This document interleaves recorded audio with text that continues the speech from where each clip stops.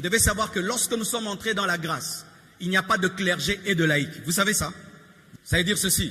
Il n'y a pas d'un côté des chrétiens qui, eux, entrent dans la présence de Dieu et les autres ne peuvent pas entrer dans la présence de Dieu. Il n'y a pas des chrétiens qui sont les intermédiaires entre Dieu et le peuple. Il n'y a pas ça. Dieu m'écoute comme il vous écoute. Vous avez le même Saint-Esprit que moi. Vous avez le même Dieu que moi. Le même sang vous a lavé, m'a lavé. Quand tu pries, Dieu t'écoute. Quand je prie, Dieu m'écoute. Alléluia.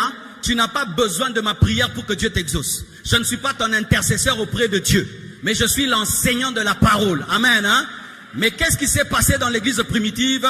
Lorsqu'ils ont laissé entrer le paganisme, comme dans le paganisme, il y avait encore le clergé, c'est-à-dire les prêtres des dieux, ils ont amené ça dans l'église. C'est pourquoi dans une certaine église, on dit, les chrétiens ne lisent pas la Bible, les pasteurs lisent pour eux. Les pasteurs craignent Dieu et ils vivent dans le péché et ils attendent qu'on puisse leur pardonner leurs péchés, alors que c'est Dieu qui te pardonne les péchés. Tu n'as pas besoin qu'un homme pardonne tes péchés.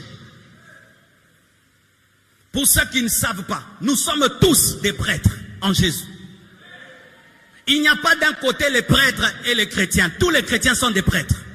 Tu es un prêtre parce que tu pries. Qui peut chasser les démons ici? Il n'y a pas d'un côté ceux qui font l'exorcisme et ceux qui ne peuvent pas. Tous les chrétiens sont des exorcistes, entre guillemets. C'est-à-dire, tous les chrétiens sont des chasseurs de démons. Il n'y a pas ceux qui ont le pouvoir de chasser les démons et ceux qui n'en ont pas. Nous tous, nous avons le pouvoir de chasser les démons. Nous tous, nous pouvons lire la Bible et la comprendre. Nous tous, nous avons le Saint-Esprit. Nous tous, nous sommes lavés par le sang de Jésus.